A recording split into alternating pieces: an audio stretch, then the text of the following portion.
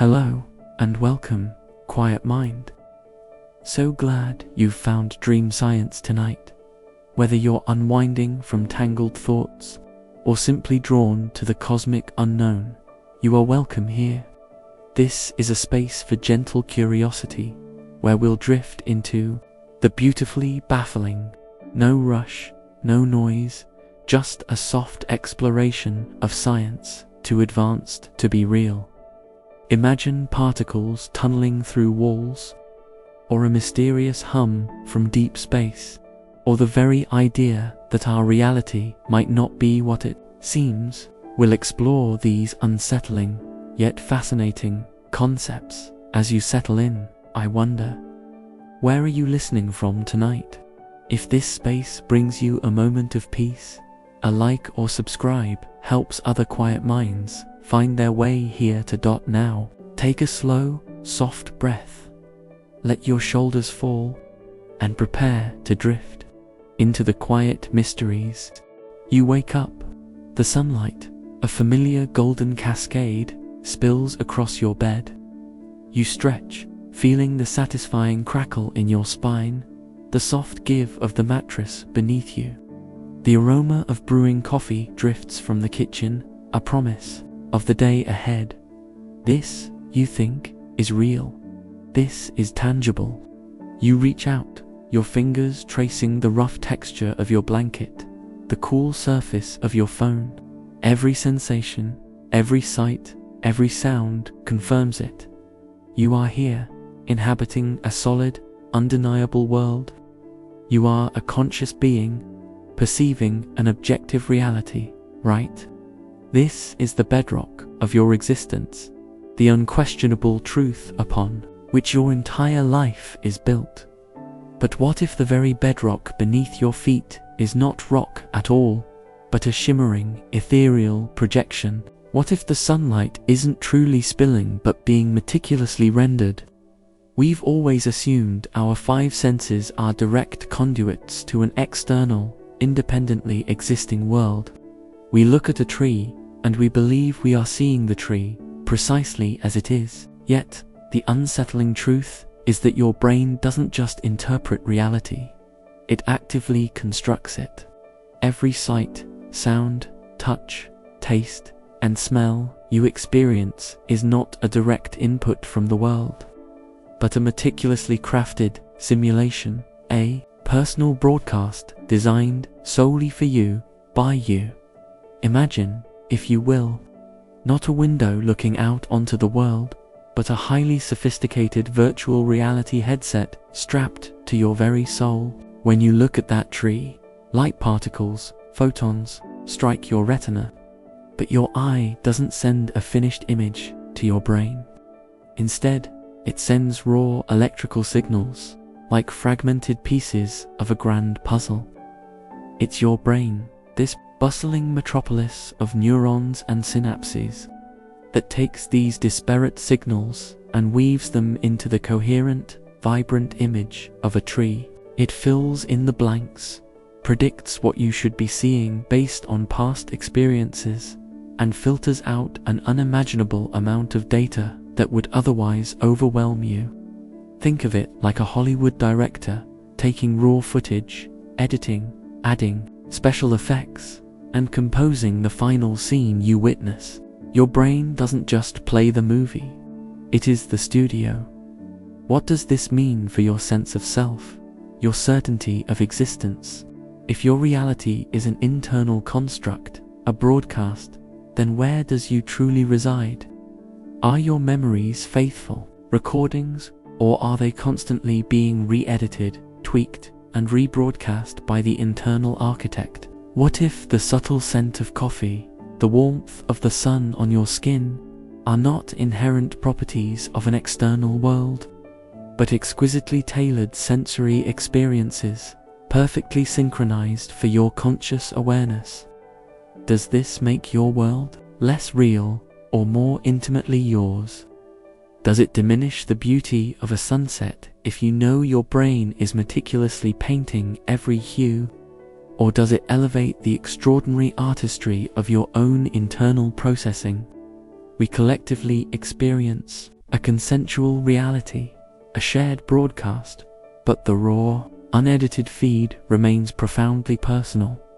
This isn't to say the external world doesn't exist, it's simply that your perception of it is not direct, but mediated, filtered, and personalized. It's like everyone in a vast stadium watching a concert on a giant screen. The concert is happening, the band is playing, but each person's experience of it is through the lens of that screen, with its specific resolution, its slight distortions, its particular angle. You are not a passive recipient of information. You are an active, creative participant in the very generation of your subjective experience. This truth, initially unsettling, becomes an incredible testament to the power of your own mind. You are not merely living in reality. In a very profound sense, you are generating it. So, the next time you reach for that cup of coffee, or feel the wind on your face, pause. Consider the marvel unfolding within your skull. Understand that what you perceive is a masterwork of biological engineering, a highly personalized broadcast of the universe, crafted just for you. How does this awareness change your relationship with the world around you, and with the incredible, unseen architect that resides within? You've just considered the astonishing fact that your reality is a meticulously crafted internal broadcast, a personalized cinema playing within the confines of your skull. That thought lingers, a subtle hum beneath the surface of your awareness as you pour your coffee. The rich, dark liquid swirling into your favorite mug. You feel the warmth of the ceramic, see the steam curl upward, and you are utterly convinced that you are experiencing this moment now. The present, you think, is immediate, unmediated. It's the sharp edge of existence, the fleeting instant where past dissolves and future hasn't yet solidified. It's the ultimate anchor in the stream of time, isn't it? But here's where the illusion deepens, where the broadcast becomes even more sophisticated, more unsettlingly profound. Your perception of now is not a direct, real-time feed of the universe. It's a trick of the light, a masterful edit. What you perceive as the present moment has, in fact, already happened.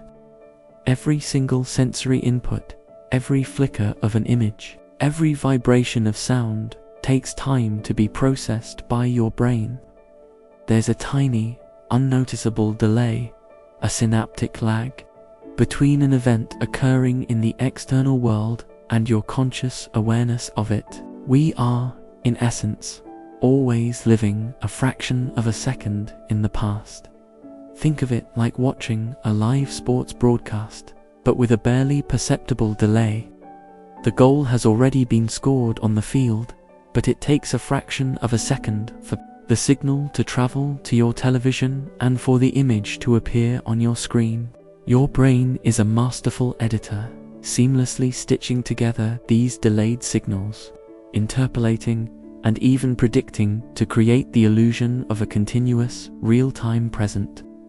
This is why you don't notice the lag. Your brain actively works to smooth out the timeline.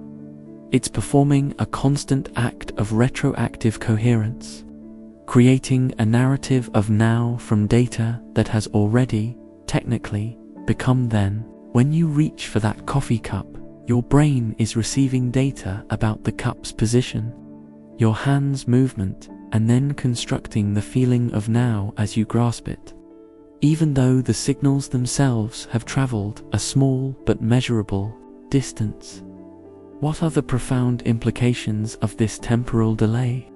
If your present is always slightly behind, always a composite memory rather than a truly immediate experience, then what does that say about free will, about spontaneity? Are your reactions truly in the moment, or are they responses to a reality that has already, in a sense, concluded? This doesn't mean you're a puppet, but it reframes the dynamic interaction between your consciousness and the flow of time. It suggests that our conscious experience isn't leading the charge, but rather is catching up, making sense of events that have already been set in motion. It makes us wonder if the now is a constructed memory. How much of our experience is truly spontaneous, and how much is our brain presenting us with a perfectly curated, slightly delayed narrative of reality? Yet, this unsettling truth offers a strange kind of freedom. If your now is a beautifully crafted illusion, it highlights the incredible capacity of your brain not just to perceive, but to create your experience of time. It shows us that time, as we subjectively experience it, is far more flexible and internally generated than we usually believe. This isn't a deficit. It's an evolutionary masterpiece, allowing us to navigate a complex world without being overwhelmed by a flood of raw, uninterpreted data. You are not just observing time.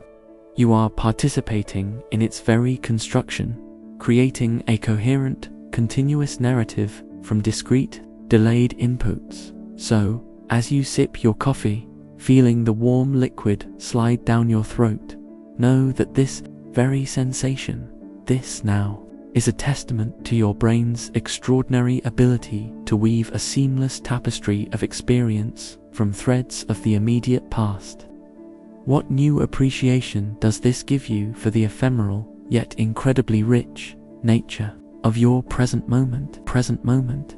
You've grappled with the idea that your very reality is a personalized broadcast, and that your present moment is a meticulously crafted memory. You might be feeling a subtle tremor in your understanding of the world, a faint sense of detachment from the seemingly solid ground beneath you.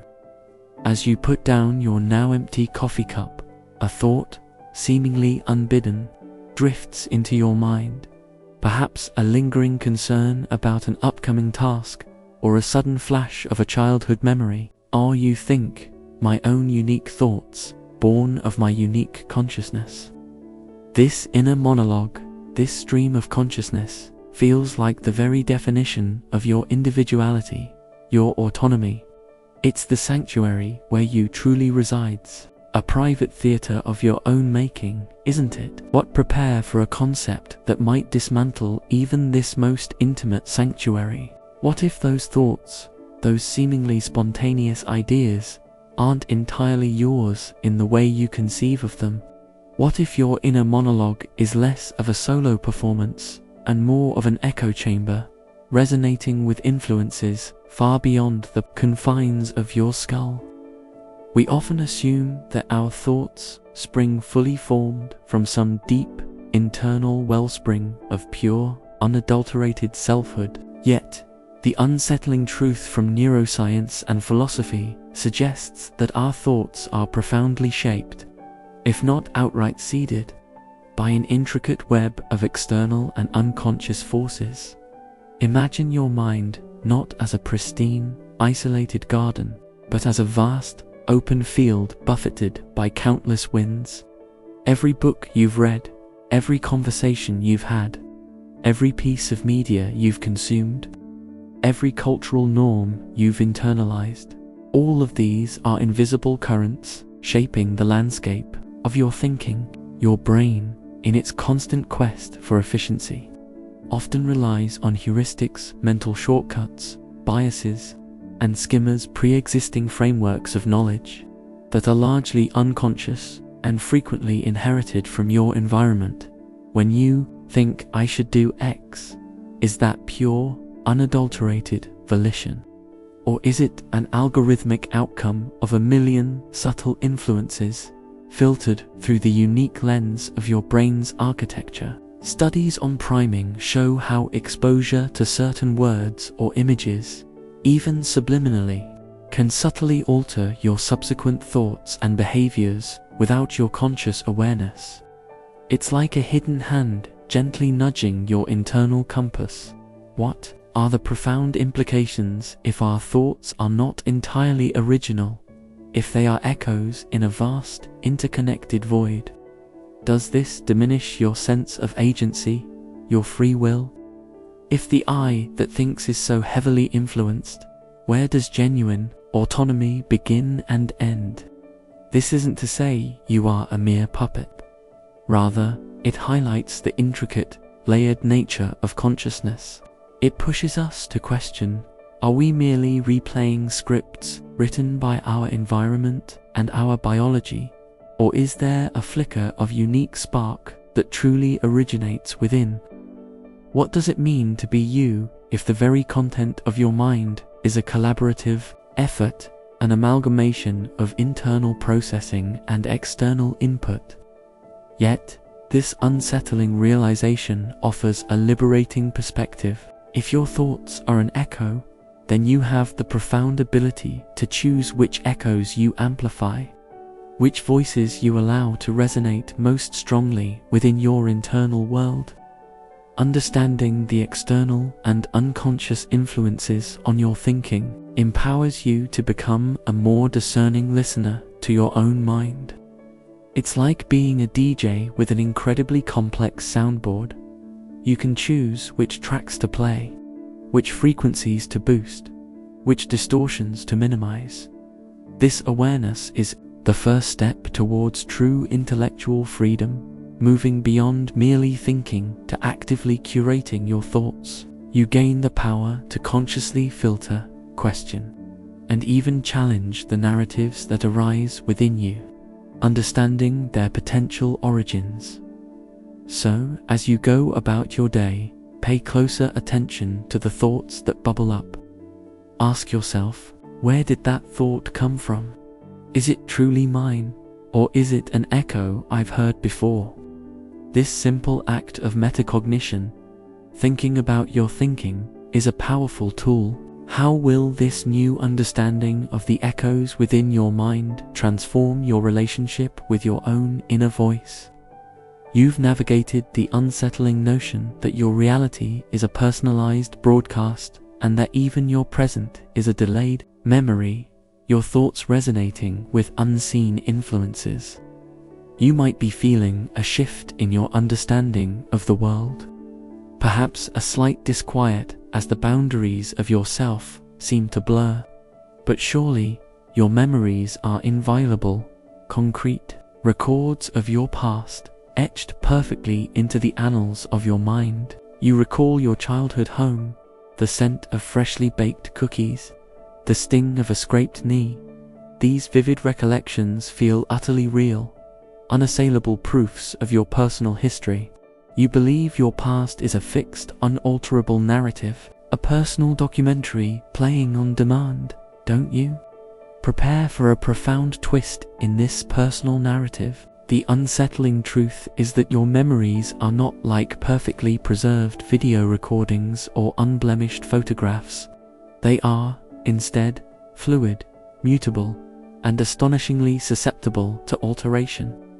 Each time you recall a memory, you don't just retrieve it, you reconstruct it, and in that act of reconstruction, the memory becomes vulnerable to subtle changes, reinterpretations, and even the unwitting integration of new, entirely fictitious details. Your past, far from being a static archive, is a constantly evolving story, a narrative that your brain edits and revises with surprising regularity.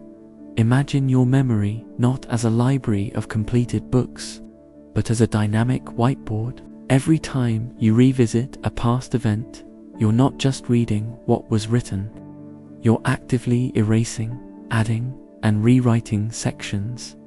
This phenomenon is known as memory reconsolidation. When a memory is recalled, it becomes temporarily unstable, like a saved document that you've just opened for editing.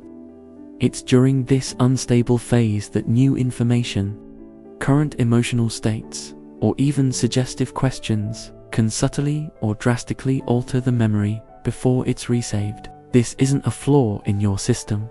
It's an incredibly adaptive feature. It allows us to integrate new learning, adjust our understanding, and update our internal models of the world.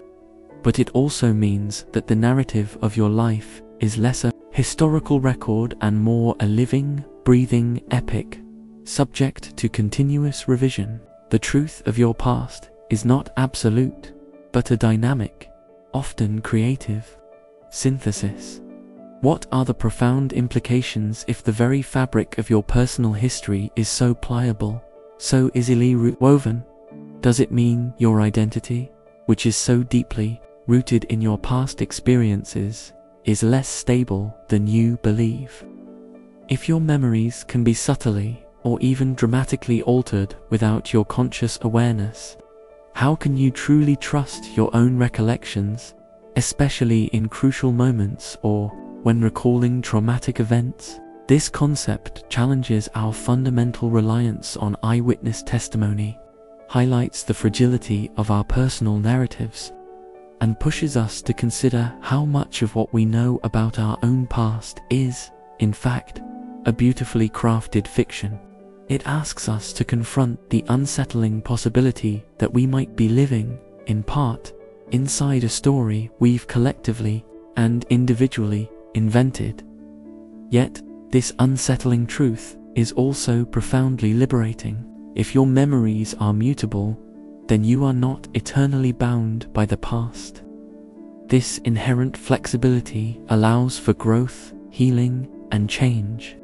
It means that while you cannot erase genuine events, you can, with conscious effort and new experiences, reframe, recontextualize, and even dilute the emotional charge of difficult memories. It empowers you to become a more active participant in shaping your own narrative, understanding that your present perspective has the power to subtly influence your past. You are not merely a product of your memories. You are, in a very real sense, their ongoing author. So, the next time a memory surfaces, vibrant and seemingly complete, pause and consider its fluid nature. Ask yourself, how has my current self, my present understanding, subtly influenced the way I am recalling this moment? This awareness doesn't diminish the power of your past. It illuminates the incredible, ongoing creative act that is your consciousness. How will this newfound understanding of memory's mutability change your relationship with your personal history and your vision for your future? You've journeyed through the disorienting landscapes of a broadcasted reality, a lagged present, thoughts that aren't entirely your own, and memories that are beautifully mutable fictions. Each revelation has chipped away at the solid edifice of what you believed yourself to be. As you sit there, perhaps a little pensive, a fundamental question bubbles to the surface. If so much of your experience is constructed, influenced, and re-edited, then who, exactly, is the you experiencing all of this? You feel a distinct sense of self, an I that persists from moment to moment, a unique individual with hopes, dreams, and a singular perspective. This consistent, enduring self feels like the most undeniable truth of all, doesn't it? But here's the most profound and perhaps most unsettling truth yet. The coherent, unified self you perceive is not a static entity residing in one specific part of your brain, like a captain on a ship's bridge. Instead, your sense of self is an emergent phenomenon, a continuous story your brain constantly constructs and updates, a narrative spun from countless, disparate threads of information. It's less a fixed point and more a dynamic process, a beautifully compelling illusion of unity woven from fragmented parts. Imagine your consciousness not as a single, centralized command center, but as a vast, bustling city. Different districts, brain regions handle different functions: perception, memory, emotion, language, motor control. There's no single mayor's office, no one central building where you resides. Instead, the sense of a unified city experience, the feeling of its identity, emerges from the intricate, synchronized activity of all these interacting parts. Neuroscientific research, particularly studies on split-brain patients, beautifully illustrates this. When the corpus callosum, the bridge connecting the two hemispheres of the brain, is severed, patients often exhibit to independent streams of consciousness. Yet they still maintain a strong, coherent sense of self, because the left hemisphere, the interpreter, immediately creates a plausible story to explain the actions of the right hemisphere. Even if it has no direct knowledge of the underlying cause, your brain is a master storyteller, constantly weaving a narrative of coherence, even when the underlying data is fragmented or contradictory. What are the profound implications if your self is an emergent story? A continuous act of narration by your own brain? Does this diminish your individuality, your unique spark? If there's no singular ghost in the machine, no fixed point of conscious you, then where does responsibility lie? How does free will operate if the self making the choices is itself a fluid construct? This concept challenges our deeply ingrained intuitive understanding of personal identity, pushing us to question if the I we refer to is less a concrete noun and more a dynamic verb, an ongoing process.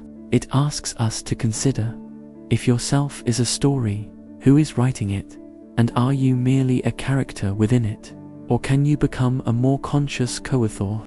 Yet, this unsettling realization holds incredible power and freedom. If yourself is a narrative, then you possess the profound ability to subtly, or even dramatically, rewrite that story. You are not permanently bound by past failures or limited by preconceived notions of who you are.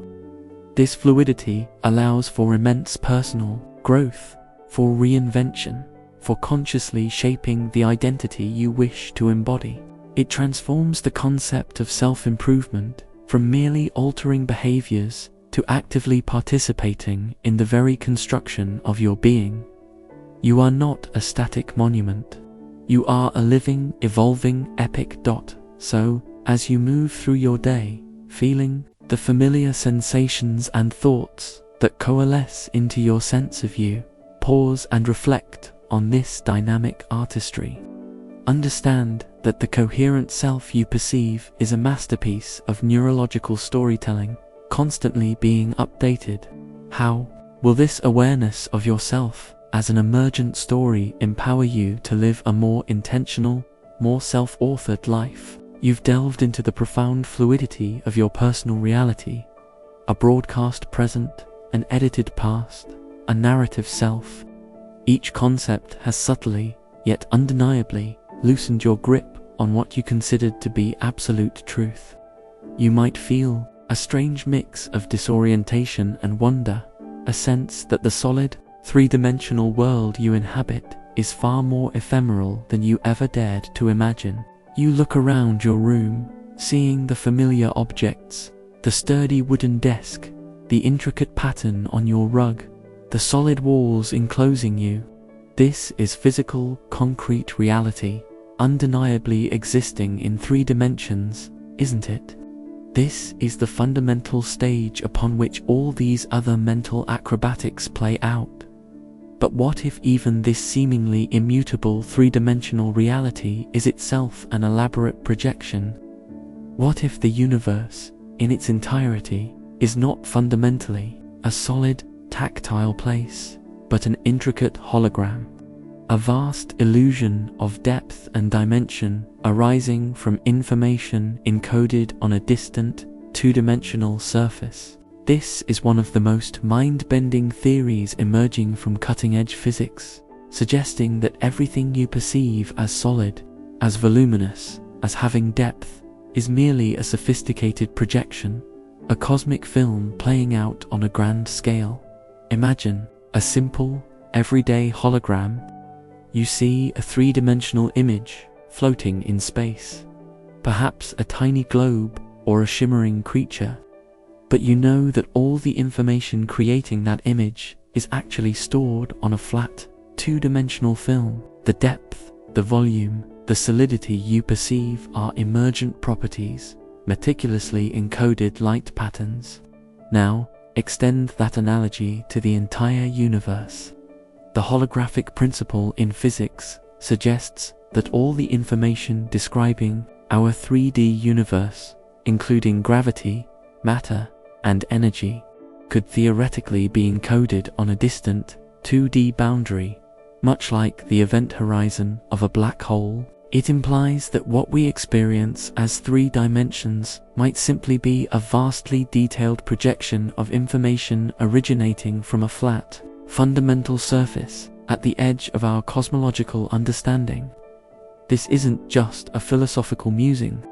It arises from attempts to reconcile quantum mechanics with general relativity, particularly in the context of black holes and the very early universe. It's as if we are living inside the most advanced, immersive virtual reality game ever conceived, and the fundamental code for the entire experience exists on a cosmic hard drive that's flat. What are the profound implications if the universe itself is a hologram, a grand projection? Does this mean our lives, our struggles, our joys, are merely part of a cosmic movie, a grand illusion with no true substance? Does it diminish the significance of our existence, or does it elevate the incredible artistry of the underlying mechanism? If space itself is not fundamentally three-dimensional, but emerges from a flatter information source, what does that imply about the very nature of existence, about here and there, about distance and proximity? It pushes us to question whether what we perceive as reality is truly fundamental, or if it's merely a sophisticated interface presented to us by a deeper, more abstract layer of existence. Yet, this unsettling possibility is also extraordinarily powerful. If our universe is a hologram, it implies an incredible elegance and economy in the fundamental laws of physics. It suggests that reality, at its deepest level, might be far simpler, yet infinitely more profound than our current understanding allows. It doesn't negate our experience. Rather, it provides a breathtaking new lens through which to view it. It opens up the possibility that the universe is not just something we inhabit, but something that is continually being rendered into existence, moment by moment, by principles we are only just beginning to grasp. You are not just a character in this cosmic film. You are, in a sense, a part of the projection itself, a point of conscious awareness within the unfolding holographic display. So, as you reach out and touch something solid, your desk, a book, your own hand, consider the astonishing possibility that its solidity, its three-dimensionality, is a magnificent illusion, emerging from information encoded in ways we can barely comprehend. How will this dizzying, yet awe-inspiring understanding of a holographic universe reshape your perception of the physical world around you, and your place within its grand unfolding display? You've contemplated the astounding notion that the universe itself might be a grand, three-dimensional projection, a cosmic hologram arising from two-dimensional information.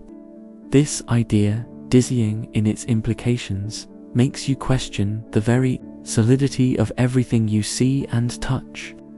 But even if reality is a sophisticated illusion, you still perceive galaxies, stars, planets, vast cosmic structures held together by the undeniable pull of gravity. You understand gravity. It's the force that keeps your feet on the ground, that pulls apples from trees. It's the grand architect of the cosmos, shaping everything from dust clouds to superclusters. It's a fundamental, visible, and utterly reliable force, isn't it? Prepare for an even deeper plunge into the unseen. The unsettling truth is that the vast majority of the universe's gravitational pull, the very force shaping its grand architecture, comes from something we cannot see, feel, or directly detect.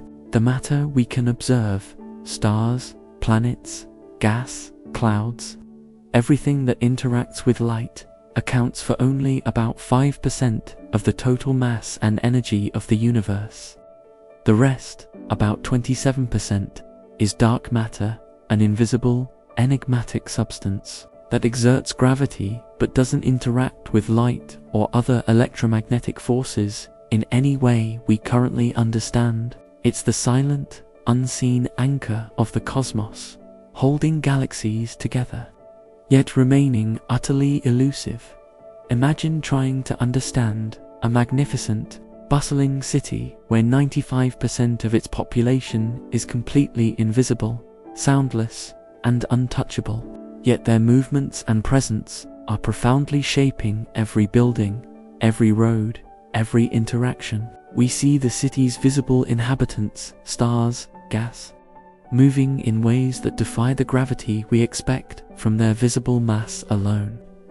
Galaxies spin too fast to stay together based on the stars and gas we can see. Gravitational lensing, where massive objects bend light from more distant objects, shows a much stronger gravitational pull than visible matter alone could produce. This excess gravitational influence, this missing mass, is the ghostly hand of dark matter, its presence inferred solely by its gravitational effect on the things we can see. It's like feeling a powerful magnetic field, but being unable to see the magnet itself. It's there, its influence is undeniable, but it remains a profound mystery, a gaping hole in our understanding of what the universe is truly made of. What are the profound implications if the universe is overwhelmingly dominated by something we cannot perceive, something that remains stubbornly hidden? Does it mean our understanding of reality, based on what we can see and measure directly, is fundamentally incomplete, akin to trying to understand an iceberg by only looking at its tip? If the vast majority of the universe is unseen, what does that say about our place within it, our capacity to truly grasp its nature? This concept challenges our anthropocentric view, reminding us that our senses and instruments are limited, and that the universe holds far more secrets than we have begun to unravel. It makes us question, are we merely scratching the surface of existence, with entire dimensions of reality remaining perpetually veiled? Yet, this unsettling mystery is also an exhilarating frontier. The existence of dark matter forces us to expand our conceptual horizons, pushing the boundaries of physics and cosmology. It tells us that the universe is far richer, far more complex, and far more mysterious than we could have ever imagined. It's an invitation to continue exploring, to develop new instruments, and to forge new theories to unveil these hidden layers of reality. You are not just living in a universe of visible stars. You are existing within a cosmic structure profoundly shaped and anchored by an invisible, silent force, a testament to the universe's boundless secrets. So, as you gaze up at the night sky, at the familiar constellations and the Milky Way stretching across the dark, remember that what you see is only a fraction of the story. Consider the immense unseen presence of dark matter, silently guiding the dance of galaxies. How does this awareness of the universe's vast unseen majority change your sense of scale and your curiosity about the fundamental nature of existence? You've ventured through the unsettling realization that the vast majority of the universe is made of something we cannot see, a silent, invisible anchor shaping galaxies. This reinforces the idea that what we perceive with our senses is but a thin slice of a far grander, far more mysterious reality. You understand that your perception is a broadcast, your present a memory, your thoughts echoes, your memories fluid, and yourself an emergent story. But through all these layers of illusion and construction, there remains one undeniable anchor, your consciousness. the I that is experiencing all these unsettling truths. The awareness itself feels singular, fundamental, and undeniably real. It's the ultimate inner sanctuary, the irreducible core of your being, isn't it? But what if even this deepest, most intimate aspect of your existence defies conventional explanation, operating on principles so alien to our everyday understanding that they border on the mystical? What if your consciousness, far from being a mere byproduct of classical brain activity, is deeply intertwined with the bizarre, counterintuitive realm of quantum mechanics?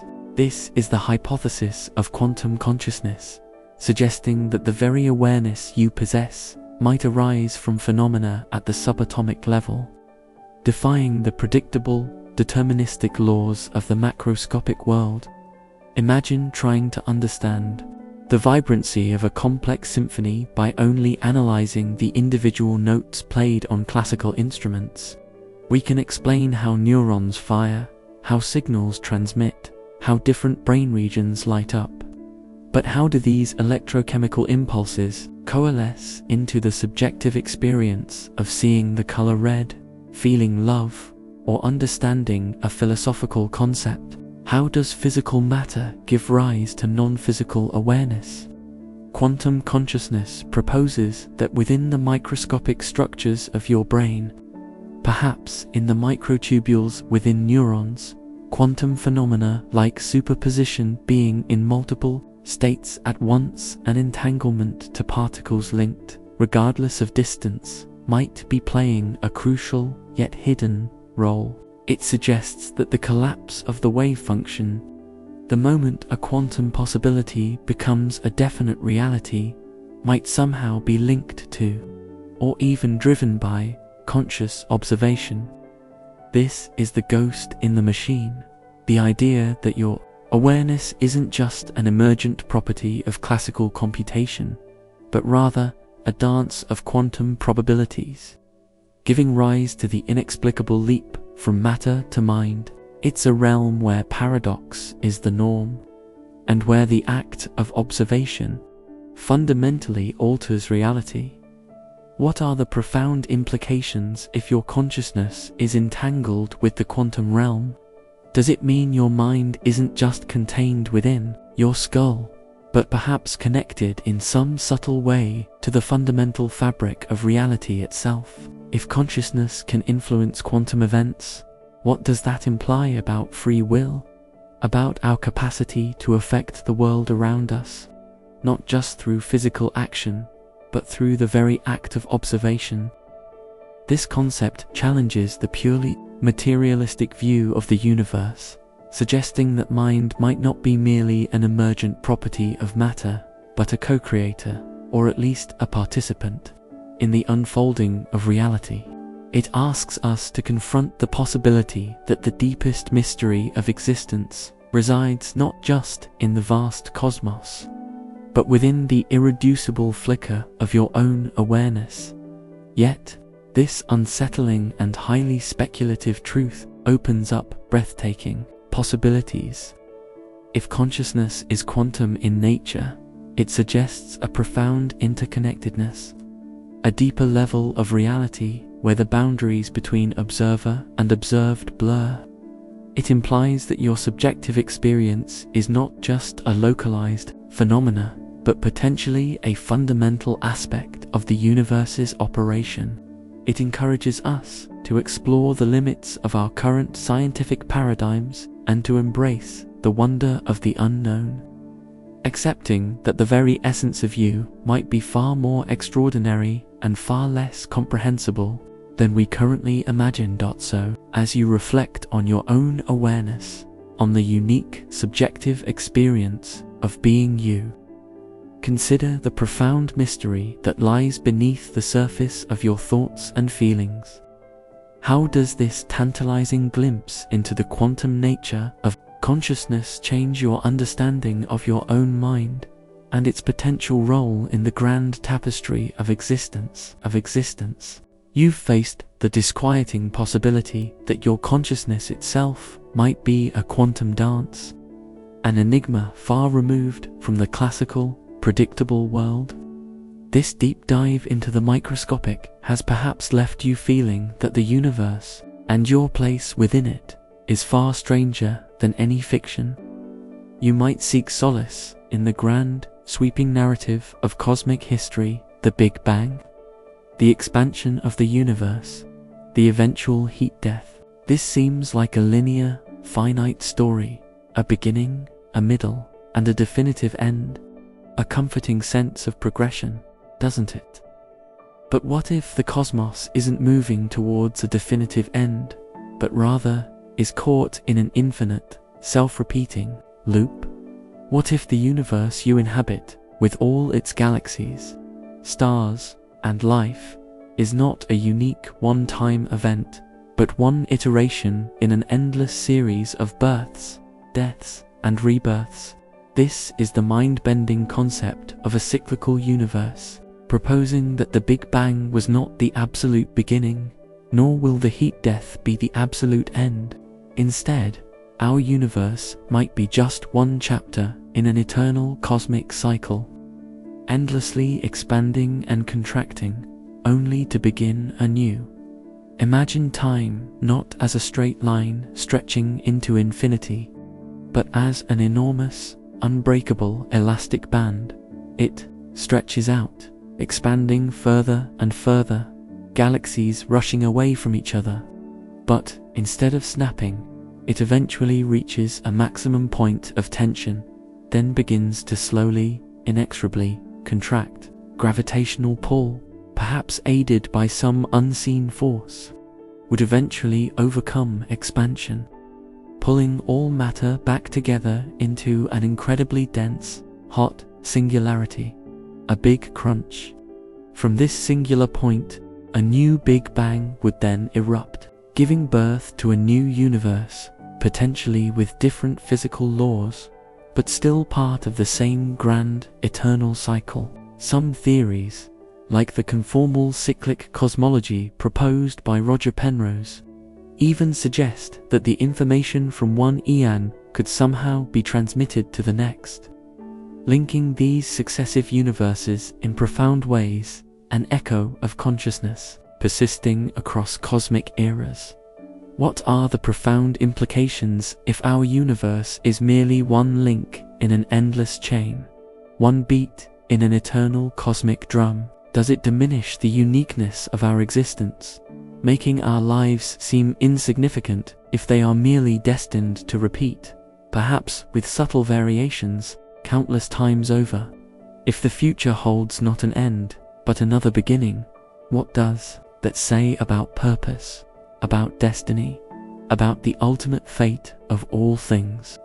This concept challenges our linear, human-centric perception of time and existence, forcing us to grapple with a scale of eternity that is almost unfathomable. It makes us ask, if everything is destined to repeat, what does that mean for genuine novelty, for true progress, for the very meaning of now? Yet, this unsettling prospect also holds a strange, enduring beauty. If the universe is cyclical, it implies an inherent resilience, a cosmic persistence that transcends any single beginning or end. It suggests that existence itself is an eternal process, an endless dance of creation and destruction, a perpetual opportunity for new forms, new life, new consciousness to emerge. It offers a powerful sense of connection not just to the vastness of space, but to the infinite depths of time, making you a part of an ever-unfolding, eternal story. You are not just a fleeting moment in a singular universe. You are a momentary crystallization of an eternal, self-renewing cosmos. So, as you reflect on the grandeur of the cosmos, on its immense scale and its mysterious origins, allow your mind to wander beyond a simple beginning and end.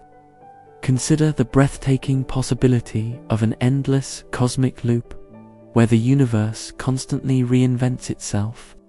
How does this vision of a cyclical universe transform your perception of time, destiny, and the enduring nature of existence itself. You've contemplated the dizzying idea of a universe endlessly cycling, dissolving the comforting linearity of time into an eternal cosmic loop. This challenges your innate perception of time as a river flowing in one direction, from a fixed past through a fleeting present into an uncertain future. You feel yourself moving through time, experiencing moments sequentially, one after another. Your past is gone, a collection of memories. Your future is yet to come, a realm of possibilities. This seems self-evident, a fundamental aspect of reality, doesn't it? But what if this intuitive experience of time is a profound illusion, a trick of your perception? What if the past and the future are not truly gone or yet to be, but exist simultaneously with your present, laid out like a vast, unchanging landscape? This is the mind-bending concept of eternalism, a philosophical view of time that posits all moments in time, past, present, and future, are equally real and coexist. It's often contrasted with presentism, our everyday belief that only the present moment is real. In eternalism, the universe isn't a stream flowing, but a block of space-time, with all events fixed and enduring. Imagine time not as a river, but as a colossal, four-dimensional block of solid ice. Every single moment, from the Big Bang to the farthest reaches of the future, is already frozen within this block. Your consciousness, as you perceive it, is like a spotlight moving across the surface of this ice block, illuminating one slice-year present at a time. You experience events sequentially, but that's simply how your consciousness navigates the fixed landscape. The dinosaurs walking the earth millions of years ago, your great-great-grandchildren living centuries from now, are just as real, just as present within this block of space-time as you are in this very moment. They exist as there and then, much like different locations on a map exist simultaneously, even if you only occupy one specific coordinate at any given time. This view arises naturally from Einstein's theory of special relativity, where space and time are interwoven into a single space-time continuum, and different observers moving at different speeds will disagree on what constitutes, now implying that there's no single, privileged present. What are the profound implications if your past and future already exist, laid out like a permanent tapestry? Does this negate free will, reducing your choices to predetermined events already etched into the fabric of space-time? If your destiny is already there, existing in some future slice of the block, what does that mean for ambition, for regret, for the very essence of human striving? This concept challenges our deepest assumptions about causality and agency, forcing us to reconsider the meaning of choice in a universe where all events might be eternally fixed. It makes us ask, if every moment is equally real, is our journey through time merely an unfolding of what already is, rather than a creation of what will be? Yet, this unsettling view also offers a strange sense of liberation and connection. If all moments exist, then the loved ones you've lost in the past are not truly gone. They are simply in a different location within the space-time block, eternally present there. And your future self, with all their wisdom and experiences, is also there, waiting to be perceived. It implies an incredible interconnectedness of all temporal points, giving an enduring quality to every event, every life, every second. It transforms the fleeting nature of existence into an eternal presence, a cosmic relief from the anxiety of what has been and what is to come. So, as you go about your day, moving from one moment to the next, consider the astonishing possibility that your perceived flow through time is merely your consciousness navigating a pre-existing reality How does this reframe your understanding of loss, hope, and the profound, phantom limbs of a past and future that might already exist simultaneously with your very present? You've just grappled with the mind-bending concept of a millism, that your past, present, and future might all coexist simultaneously, fixed within a vast block of space-time. This idea, if truly understood, might make the relentless march of perceived time feel less urgent, less linear. Yet, despite this cosmic immutability, there remains a deep, intuitive sense of vulnerability. You live in a world governed by cause and effect, where actions have consequences, and where the stability you experience feels like a fragile balance. You assume the fundamental laws of physics are robust, unwavering, ensuring a predictable, if sometimes chaotic, existence. The universe, in its grand design, feels fundamentally stable, doesn't it? But what if the very fabric of reality, the fundamental constants that allow atoms to form and stars to burn, are not as robust as they appear? What if the universe isn't just expanding, or contracting, or even cycling, but is precariously balanced on a knife edge, vulnerable to a sudden, catastrophic shift that could erase everything you know in an instant?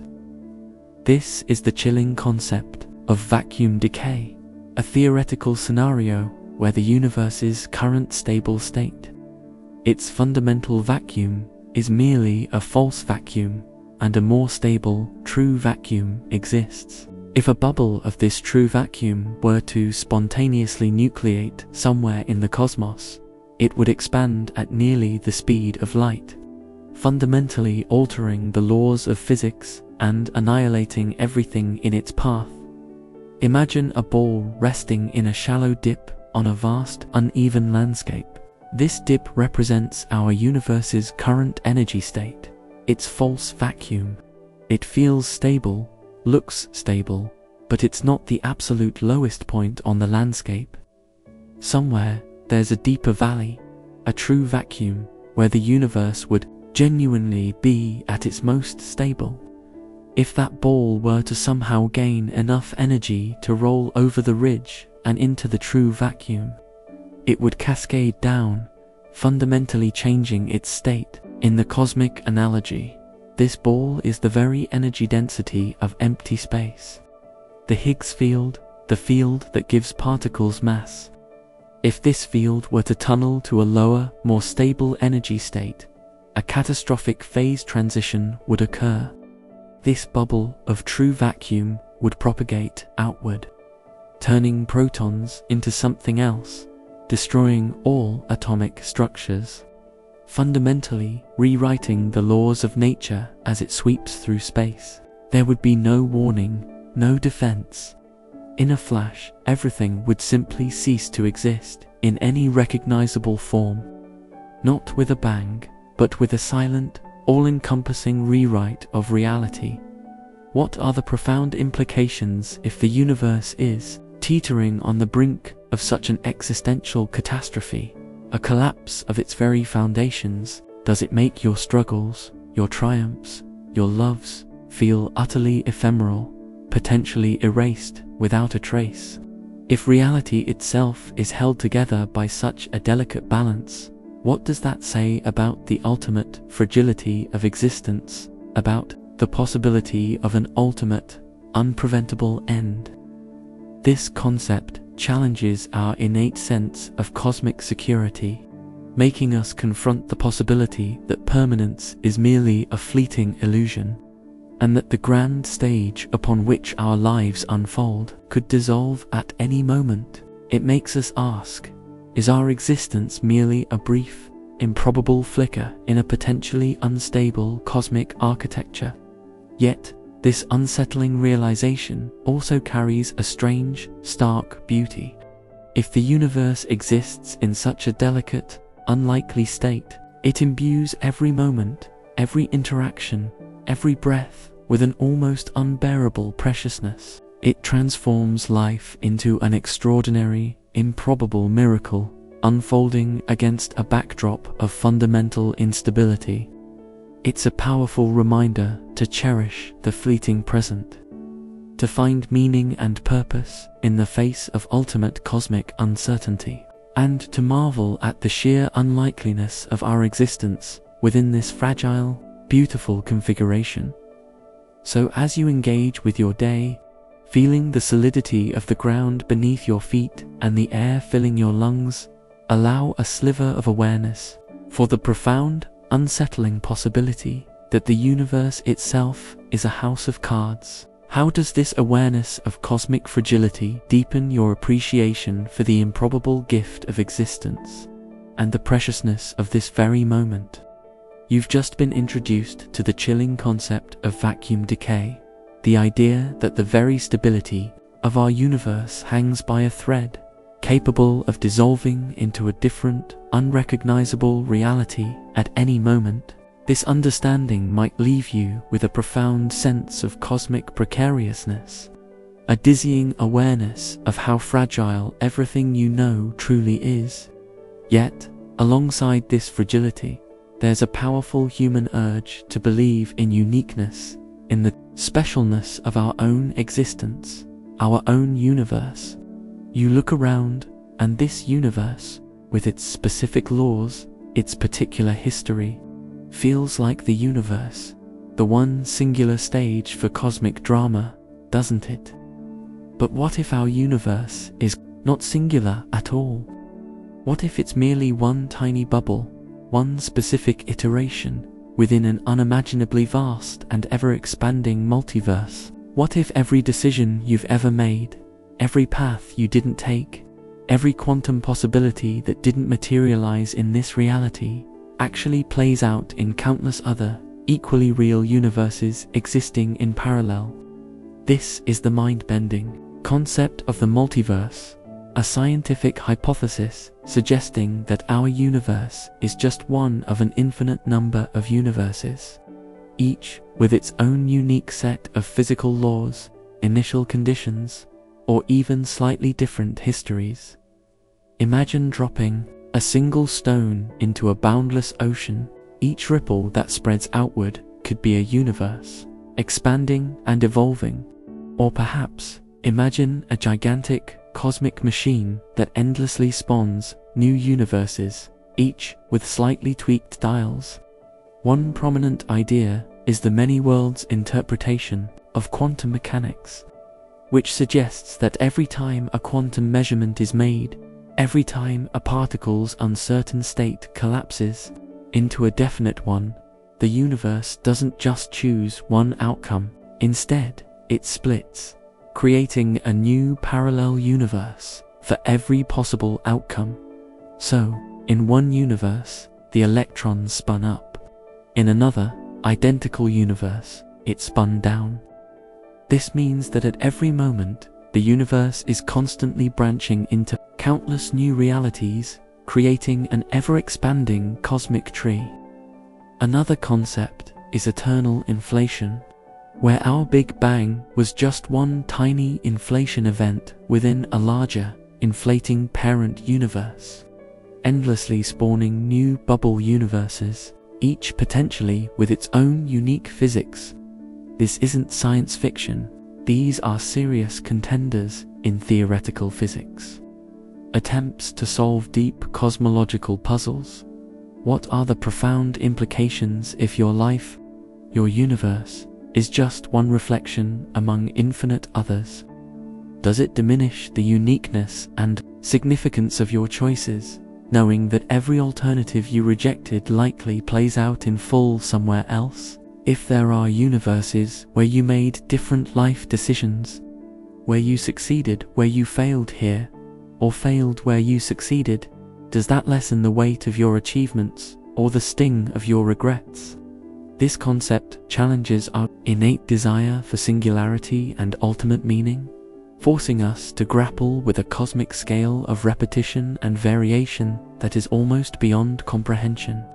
It makes us ask, if every possibility exists, what does that mean for free will, for destiny, for the very idea of a singular, unique individual self. Yet, this unsettling realization also offers an extraordinary sense of cosmic possibility and liberation.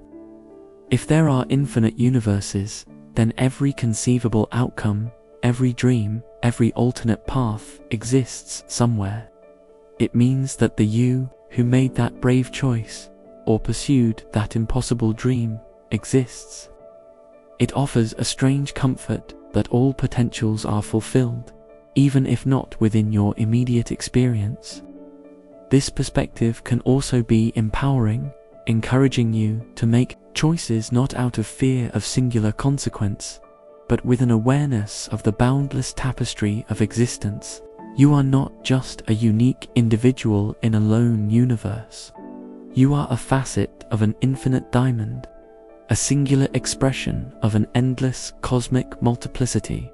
So, as you go about your day, making choices, living your unique life in Faisalabad, Punjab, Pakistan, allow your mind to expand beyond the visible horizon. Consider the dizzying, awe-inspiring possibility that your world is merely one of countless, infinite reflections, each unfolding its own distinct reality.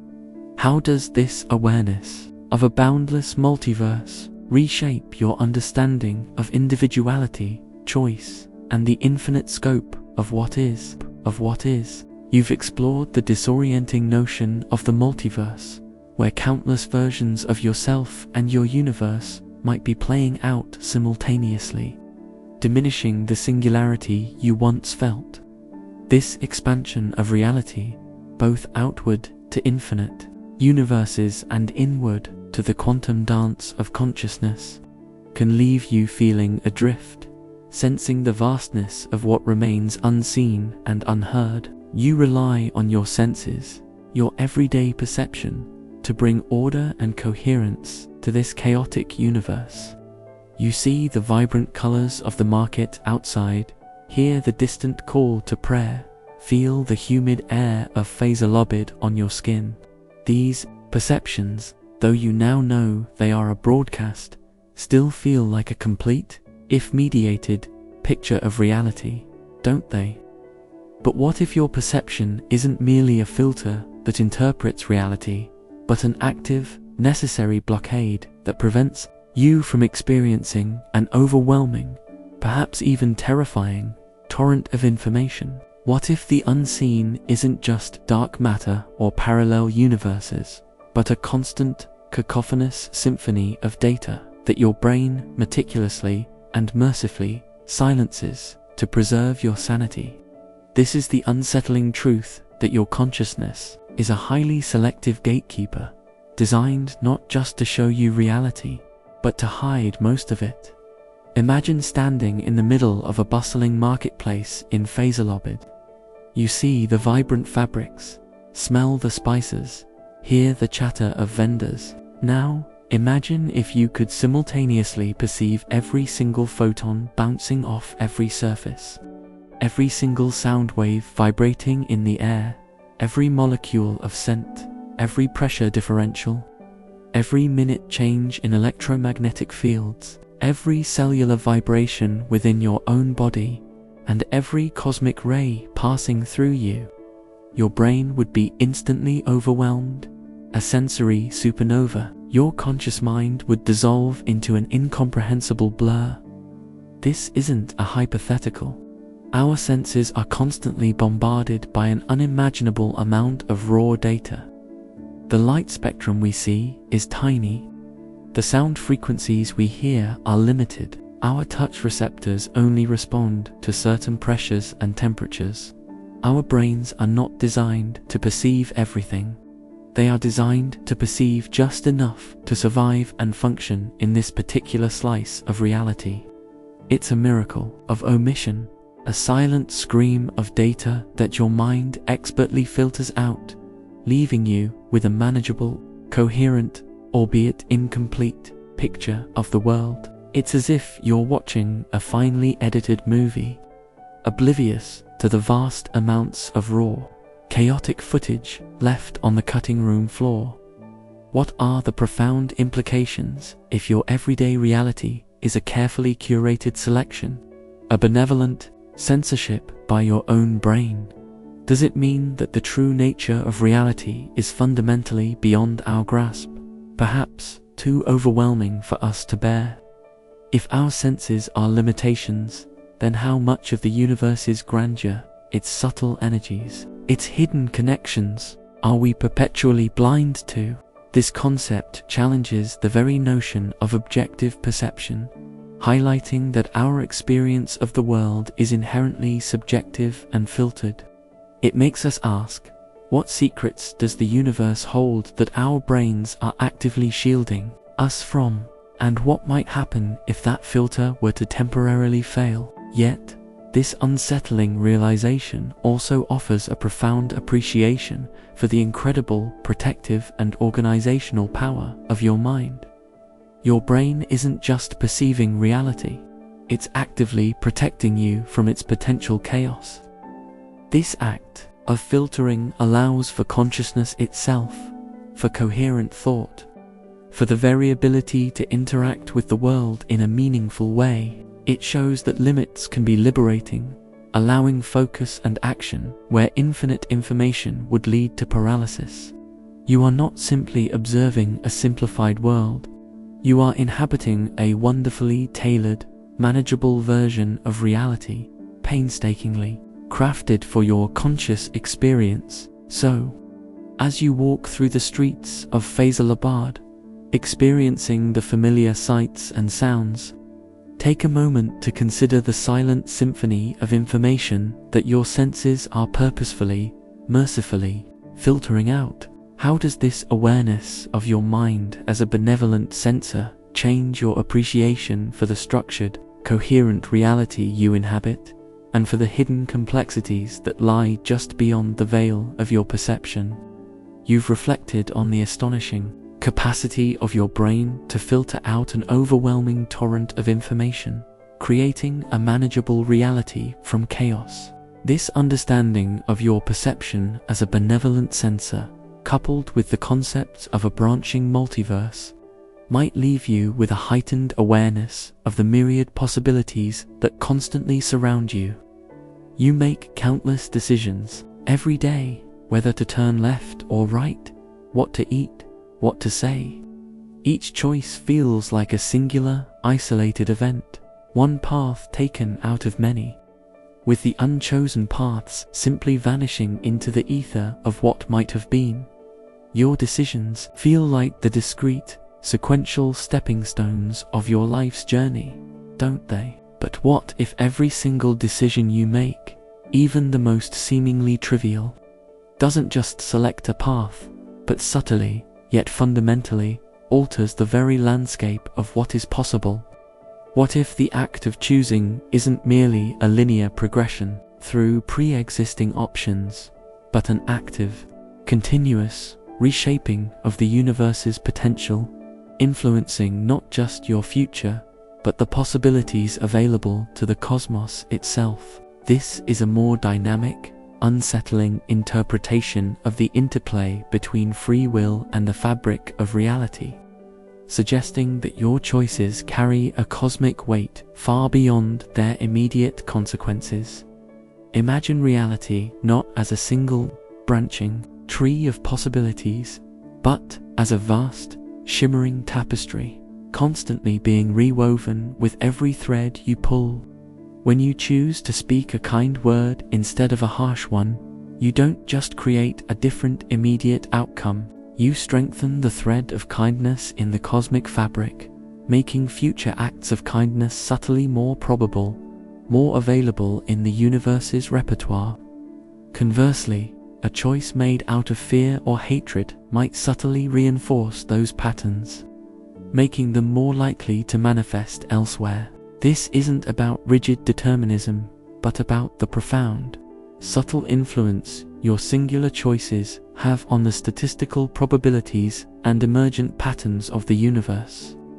It ties into concepts from complex systems theory and even certain interpretations of quantum field theory, where individual actions contribute to the overall field of possibility.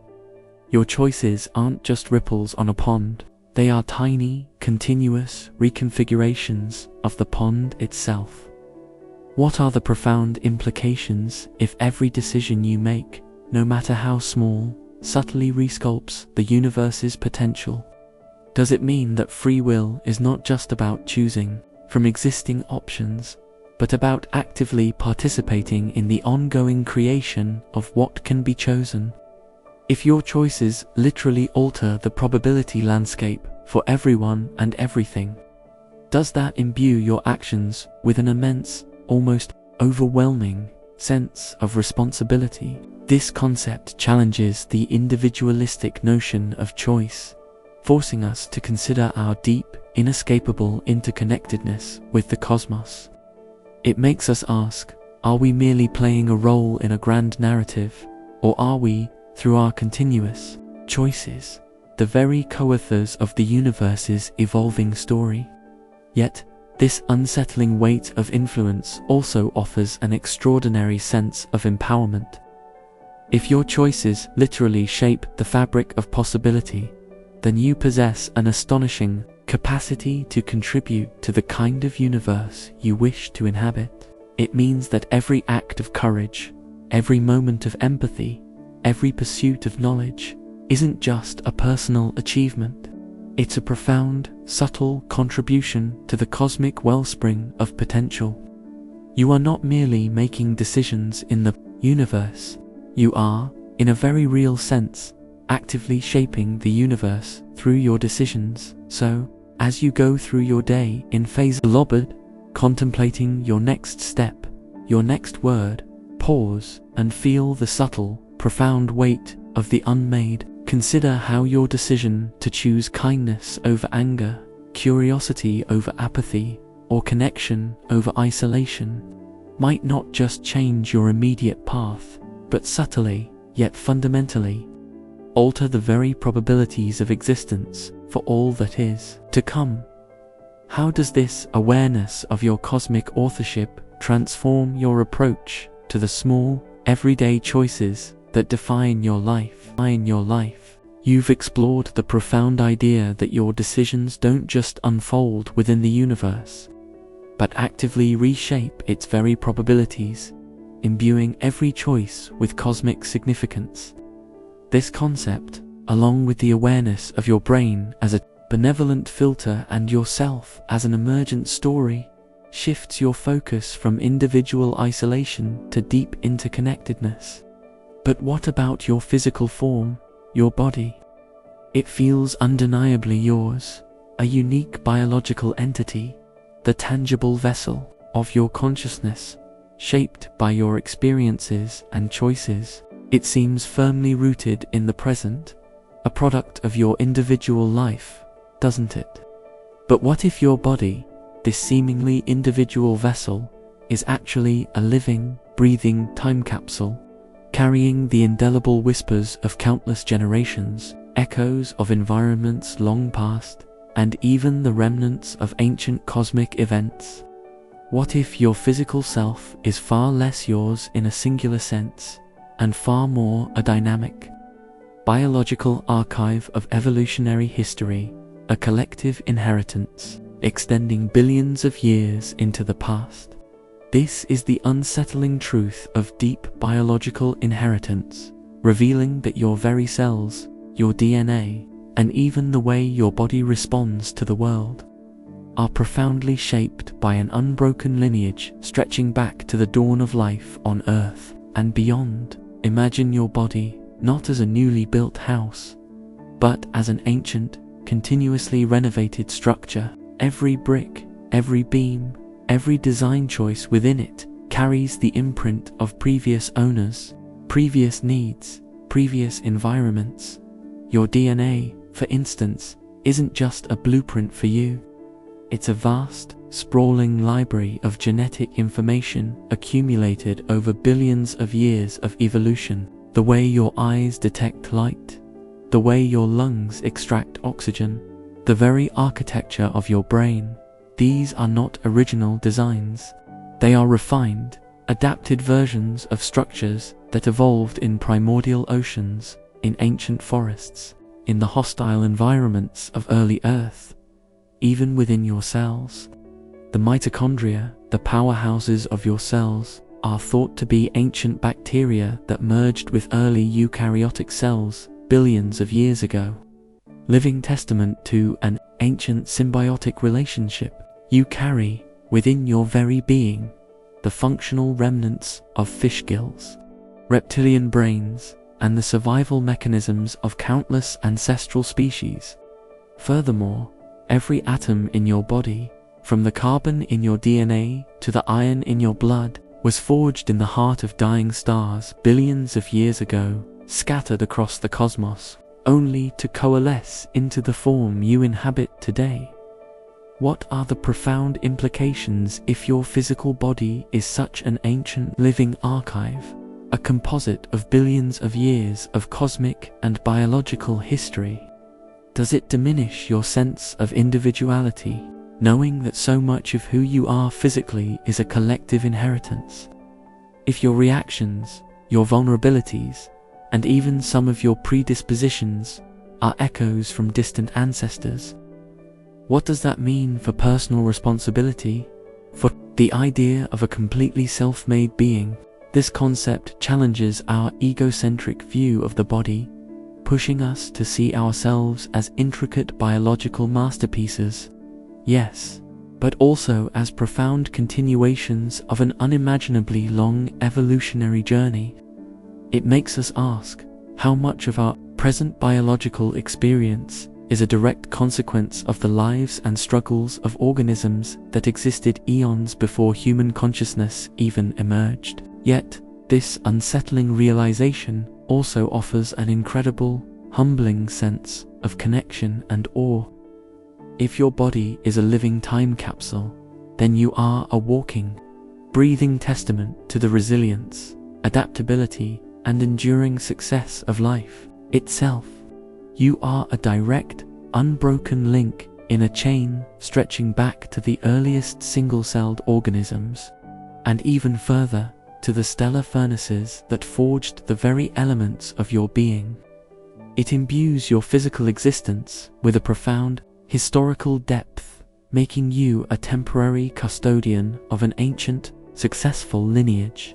You are not just living your life, you are, in a very real sense, continuing the grand evolutionary experiment, carrying the whispers of ancestors in every cell. So, as you feel the pulse in your wrist, or marvel at the dexterity of your hands, pause and consider the immense, invisible history woven into your very flesh and bone. How does this awareness of your body as a living time capsule, a product of billions of years of cosmic and biological evolution, deepen your appreciation for the miracle of your physical existence and your profound, ancient connection to all life that has ever been?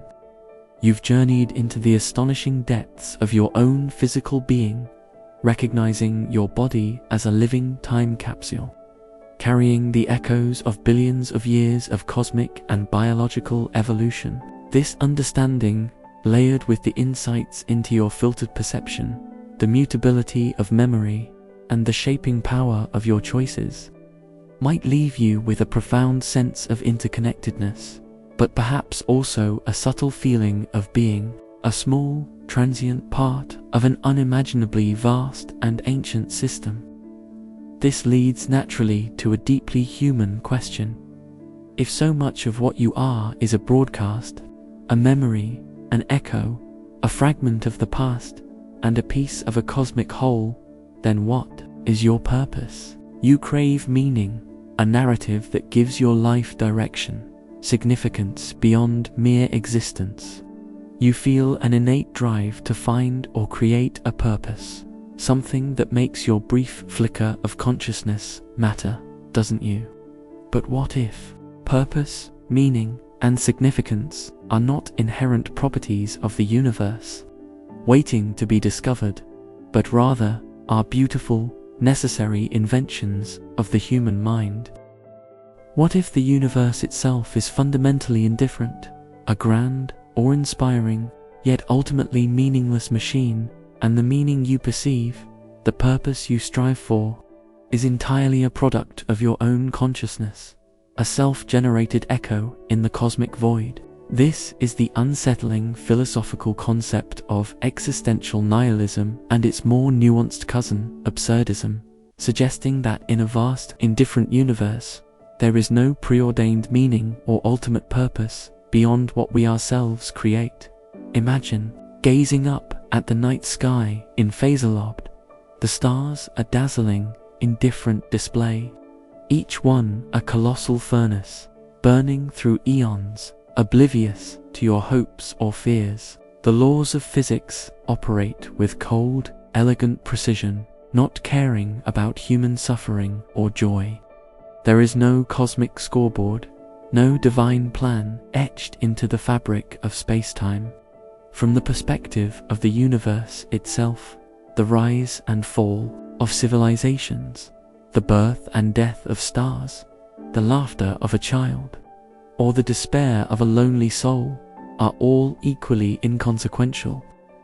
Biological evolution, while producing incredible complexity, is driven by blind, uncaring processes of natural selection, not by any grand design. In this vast, silent, indifferent cosmos, meaning doesn't arrive prepackaged. It's not something you find, it's something you forge. Your deeply felt sense of purpose, your values, your moral compass, your drive to create, to connect, to achieve. These are magnificent constructs of the human mind, echoes created within the labyrinth of your own consciousness, projected onto a universe that offers no inherent answers. What are the profound implications if purpose is an invention, a self-generated echo rather than an objective truth? Does it make life feel empty or absurd to know that your striving might have no ultimate cosmic significance? If there's no inherent blueprint for your life, does that leave you adrift without direction or motivation? This concept challenges our comfort with externally validated meaning, forcing us to bear the weight of our own freedom and the responsibility of defining what matters. It makes us ask, if the universe doesn't care, why should we?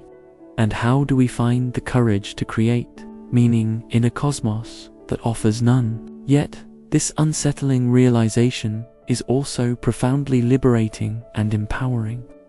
If meaning is not pre-assigned, then you are not bound by any external dogma, any prescribed role, or any inherited purpose.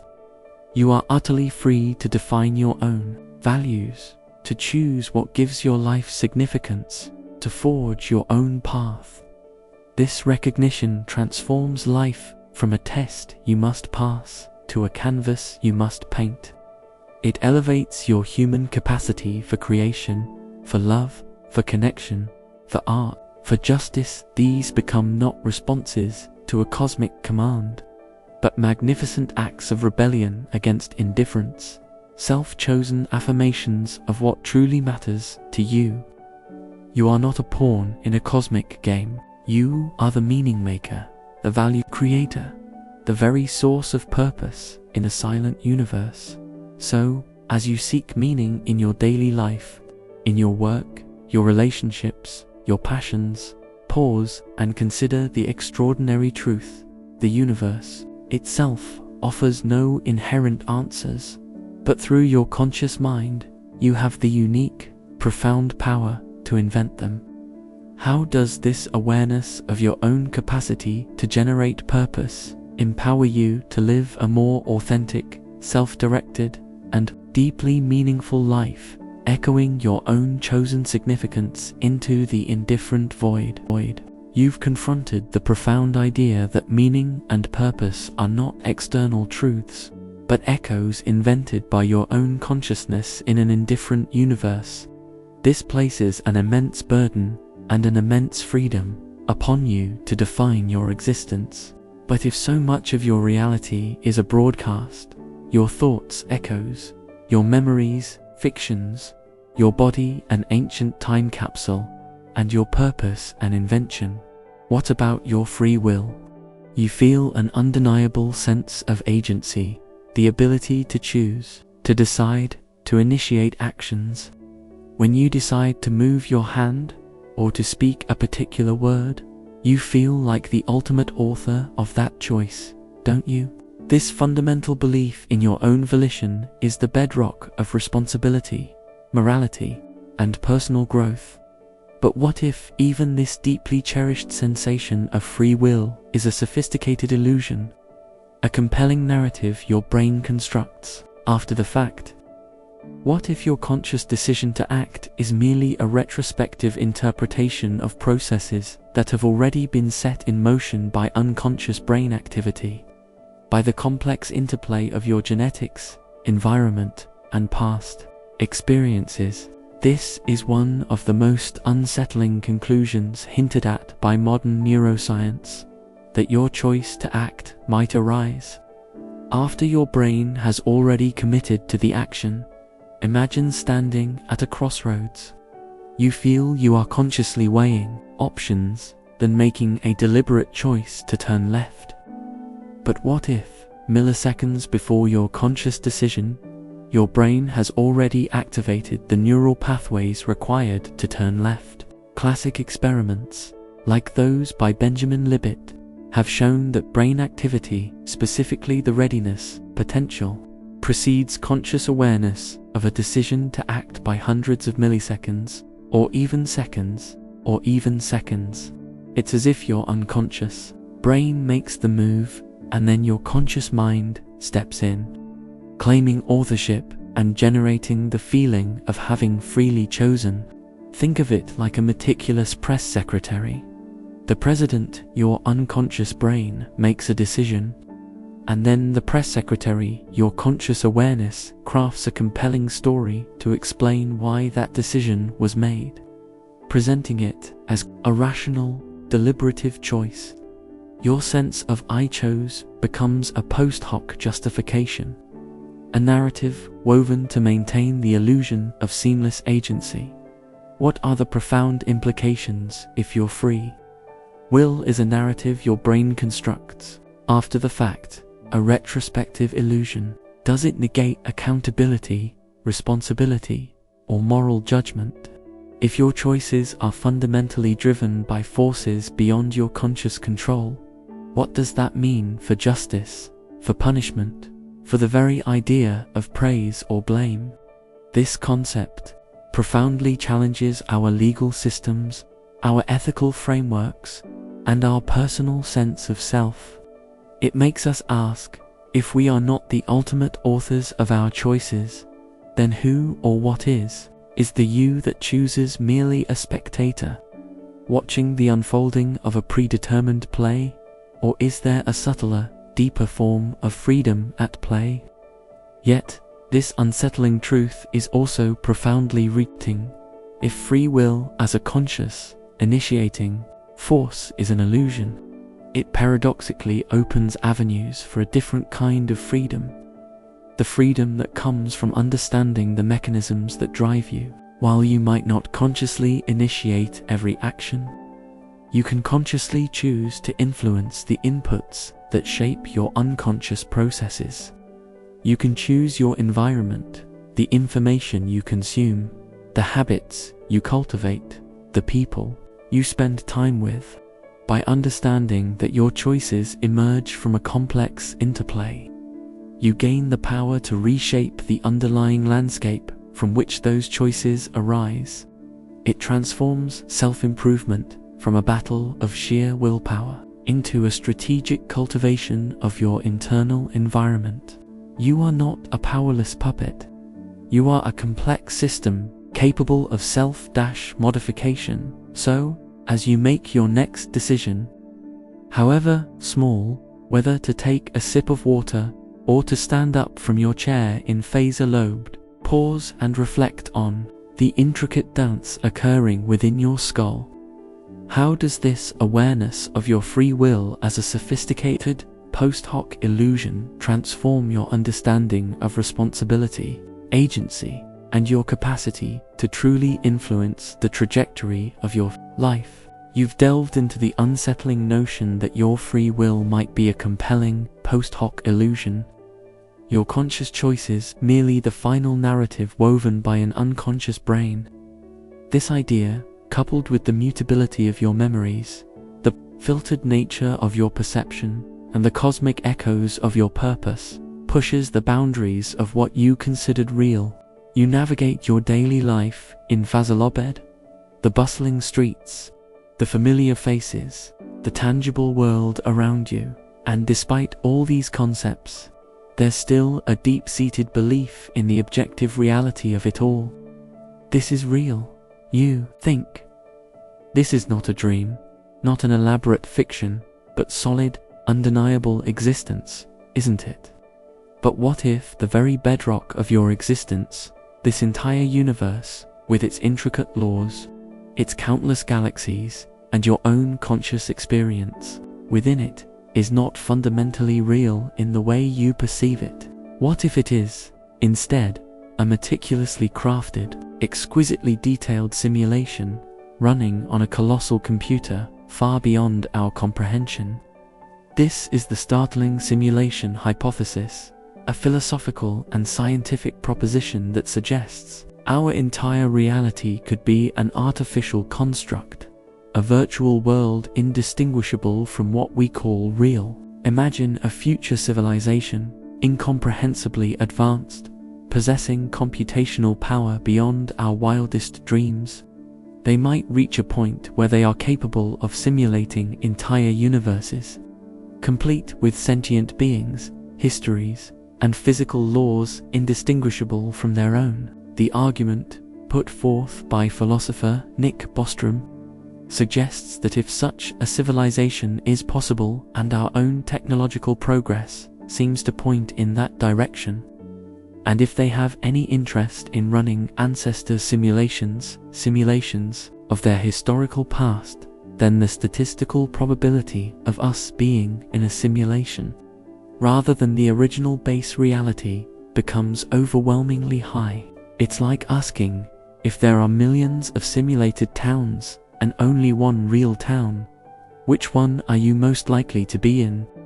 Every atom, every force, every thought you have could be lines of code, meticulously rendered data within a super advanced program. The laws of physics could be algorithms, and consciousness itself, an emergent property of complex computational processes. What are the profound implications if your entire existence, your deepest loves, your greatest triumphs, your profoundest sorrows are all happening within a computer program? Does it diminish the meaning of your life, reducing it to mere data? If your reality can be paused, rewound, or even deleted by unseen operators, what does that say about your significance, your autonomy, your very existence? This concept challenges our fundamental understanding of what real truly means, forcing us to grapple with the possibility that the universe is not an absolute, but a dynamic, alterable construct. It makes us ask, if we are in a simulation, who are the simulators, and what is their purpose? Is there a base reality that is truly real, or is that just another layer of simulation? Yet, this unsettling thought also carries a strange, expansive liberation. If reality is a simulation, it implies an intelligence, a level of design and complexity that is utterly breathtaking. It doesn't necessarily diminish life's meaning. Instead, it reframes it. Your experiences, your growth, your connections are still real within the simulation. And perhaps that is all that truly matters. Furthermore, if reality is a simulation, it opens up tantalizing possibilities, glitches in the matrix, cheat codes, or even the potential to escape or influence the simulation itself. It encourages us to look for the code, to understand the underlying rules of our existence with a new sense of curiosity, rather than accepting them as immutable. You are not just a living being. You are potentially a character in the grandest, most intricate program ever conceived. So, as you go about your day in Fezalabad, interacting with the world, feeling the textures, hearing the sounds, allow yourself a moment to consider the profound mind-bending possibility that this entire vivid experience is a dream made real by an unfathomable intelligence. How does this awareness of a simulated reality transform your understanding of existence and your curiosity about the true nature of the universe's ultimate source code? You ventured into the dizzying proposition that your entire existence, your cherished reality, might be an elaborate simulation, a program running on a cosmic scale. This idea, layered with the insights into your free will as a post hoc illusion, and your purpose as an invented echo, perhaps leaves you feeling that the universe is far more abstract, far more malleable than you ever conceived. You rely on the tools of science, observation, experimentation, logical deduction to pierce through the veil of illusion and grasp objective truths.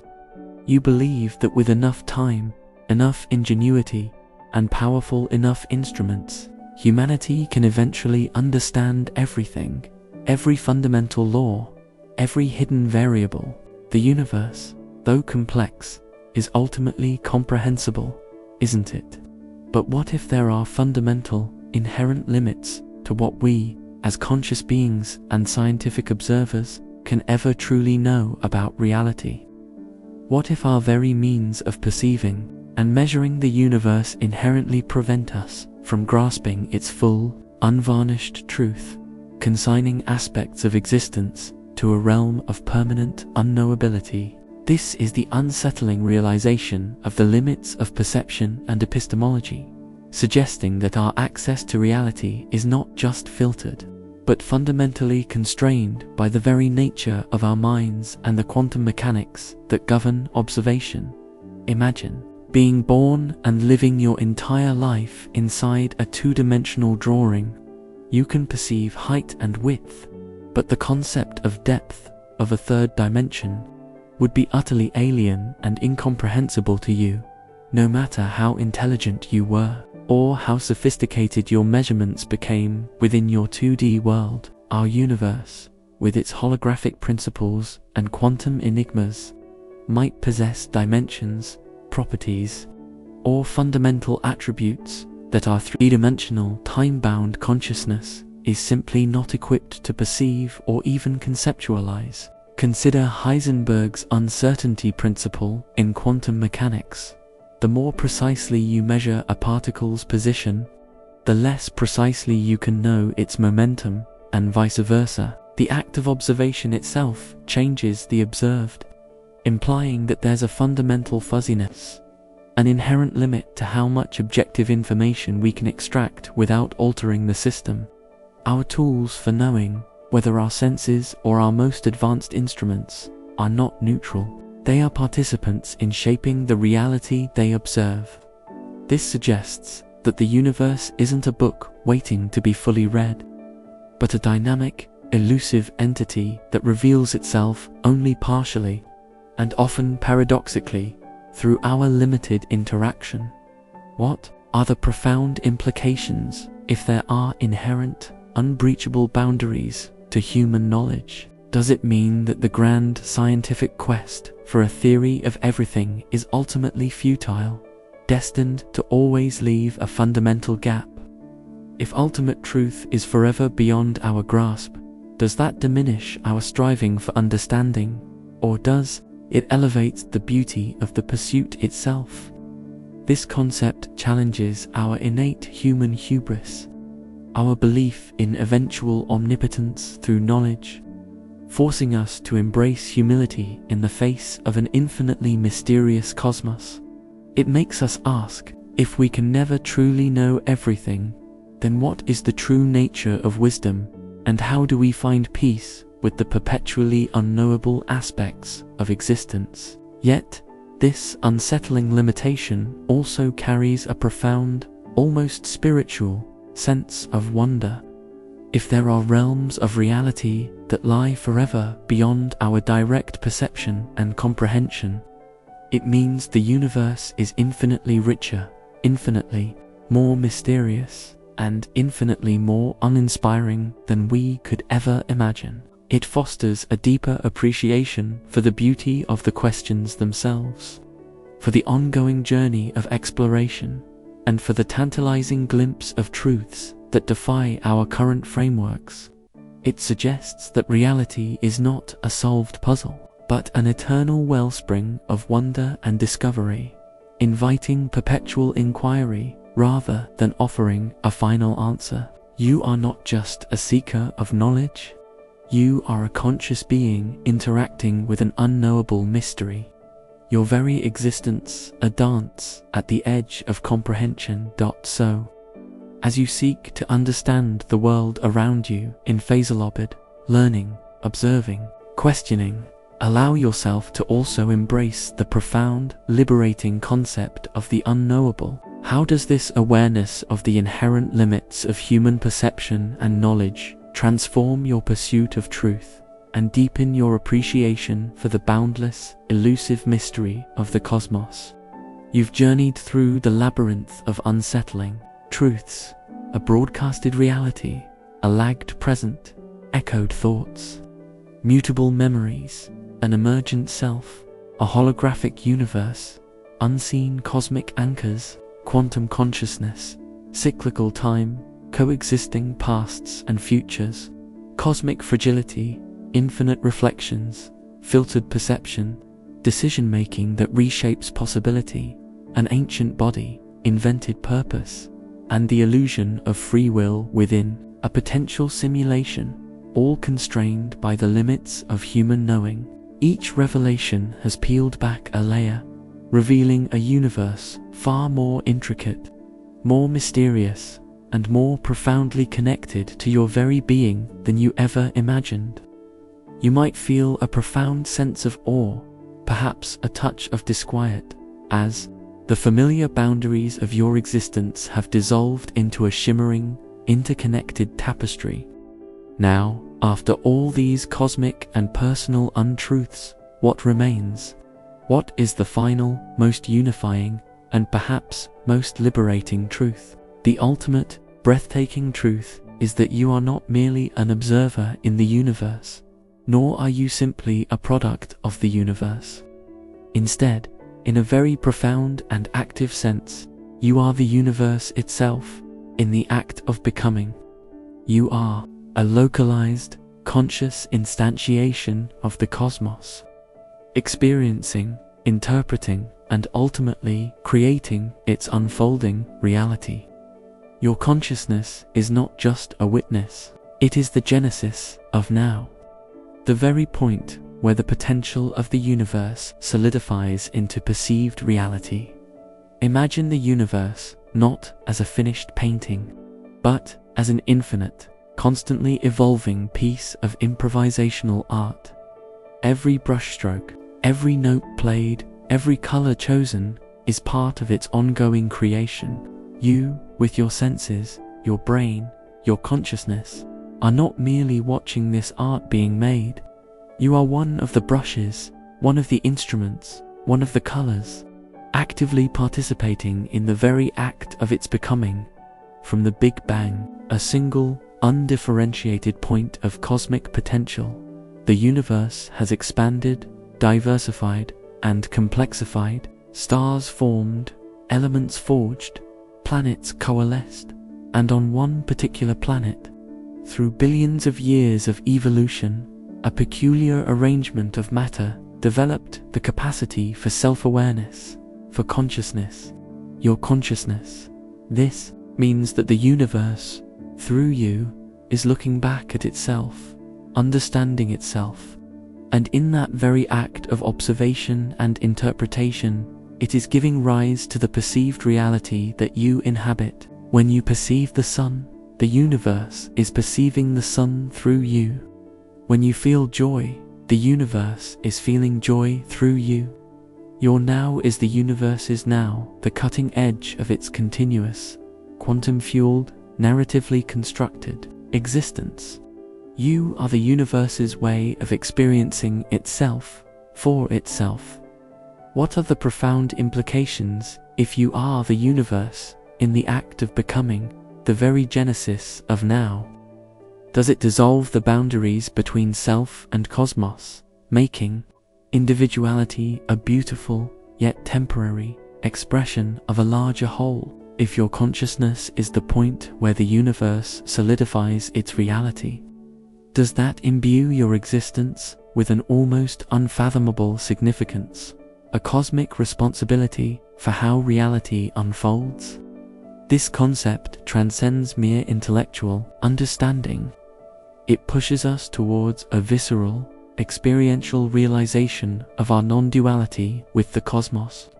It makes us ask, if I am the universe becoming, what kind of universe do I choose to perceive, to create, to manifest through my awareness and my actions? This is not an unsettling truth. It is the ultimate liberation. If you are the universe becoming, then you are not subject to its whims. You are an active participant in its very generation. This perspective doesn't diminish your struggles or your joys. It imbues them with cosmic significance, making your personal narrative a vital thread in the grand tapestry of existence. It grants you not just free will, but cosmic will, the capacity to influence the unfolding of reality through your conscious engagement, your chosen focus, your very act of being present. Your individual journey through these unsettling truths has culminated in the profound realization that you are not separate from the universe, but an inextricable, creative aspect of its ongoing genesis. So, as you go about your life in Faisalabad, breathing, thinking, feeling, connecting, let this profound truth resonate within you. Feel the vastness of the cosmos within your own being, and the continuous unfolding of reality emanating from your very consciousness. How will this ultimate understanding that you are the universe becoming, the very genesis of now, empower you to live with a deeper sense of purpose, connection, and awe, actively participating in the magnificent, ongoing creation of existence?